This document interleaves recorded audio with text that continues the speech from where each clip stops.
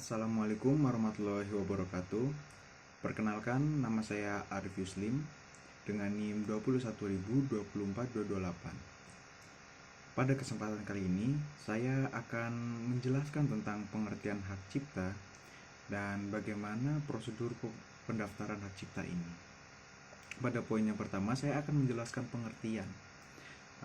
Pengertian hak cipta ini adalah hak eksklusif pencipta atau pemegang hak cipta untuk mengatur, mengumumkan, atau memperbanyak penggunaan hasil penuangan gagasan, hak hasil ciptaan atau informasi tertentu, atau memberi izin untuk itu dengan tidak mengurangi pembatasan menurut peraturan undang-undang yang berlaku. Lalu ada tujuan hak cipta. Tujuan hak cipta ini untuk memberi pencipta kontrol atau penggunaan karya dan melindungi kepentingan ekonomi mereka. Adapun juga dasar hukum hak cipta.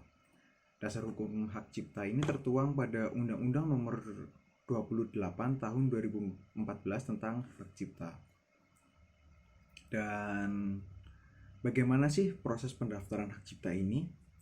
Proses pendaftaran hak cipta ini mungkin pada kesempatan ini saya akan mengulas soal prosedur pendaftaran hak intelektual dalam bentuk hak cipta.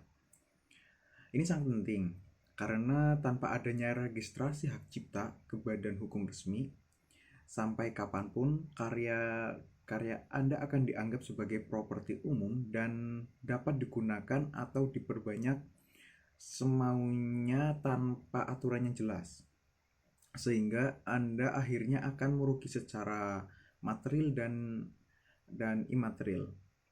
Lantas, apa saja prosedur yang harus Anda tempuh untuk mendaftarkan hak cipta atas karya Anda? Yang pertama itu ada mendaftar di kantor wilayah Departemen Hukum dan HAM.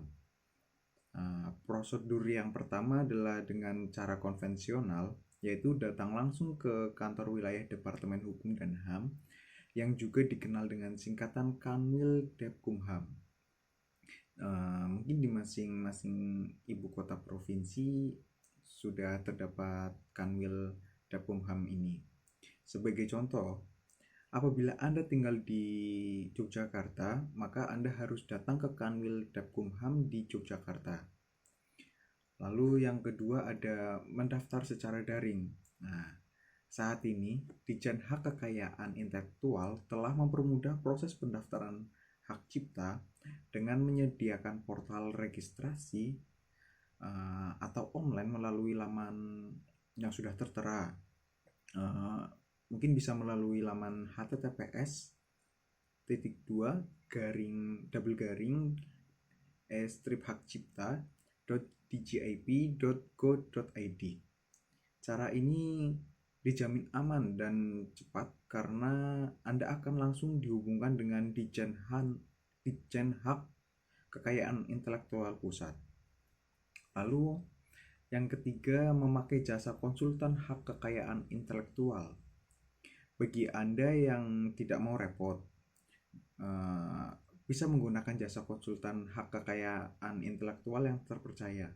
Meski perlu merogoh kocek sedikit lebih dalam, hal ini lebih efisien dan praktis karena pendaftaran Anda akan diurus oleh ahli yang sudah berpengalaman di bidang pencatatan kekayaan intelektual ini. Lalu selain menghemat waktu melalui jalur ini, Anda juga akan mendapatkan advokasi seputar hak kekayaan intelektual serta bantuan hukum apabila suatu saat terjadi masalah yang berkaitan dengan hak cipta Anda. Lalu ada pun syarat pendaftaran hak cipta.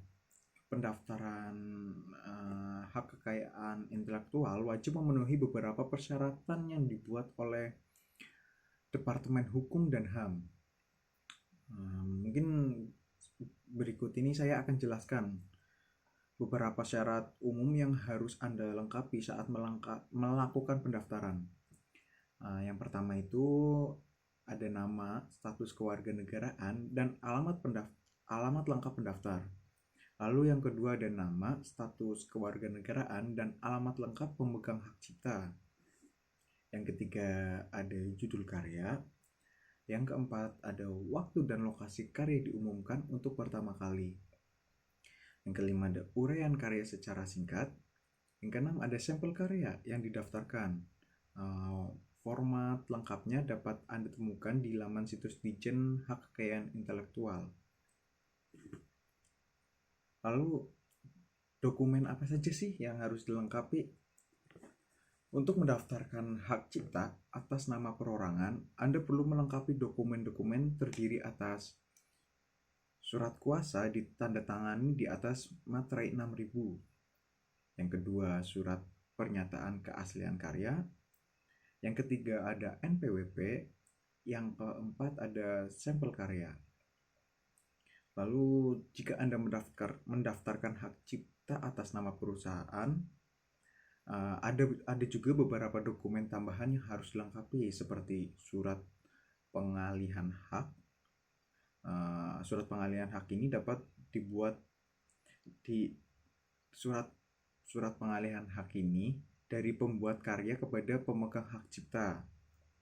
Lalu NPWP perusahaan. Yang ketiga akta perusahaan. Yang keempat fotokopi identitas pemohon dan pencipta karya atau KTP. Mungkin demikianlah ulasan mengenai prosedur pendaftaran hak cipta di Indonesia. Perlu diperhatikan bahwa pendaftaran hak intelektual bisa memakan waktu yang cukup lama hingga 1 tahun, mungkin lebih karena proses verifikasi yang detail dan menyeluruh. Untuk itu diperlukan kesabaran untuk menunggu, tapi hal tersebut dijamin sepadan dengan manfaat yang dihasilkan.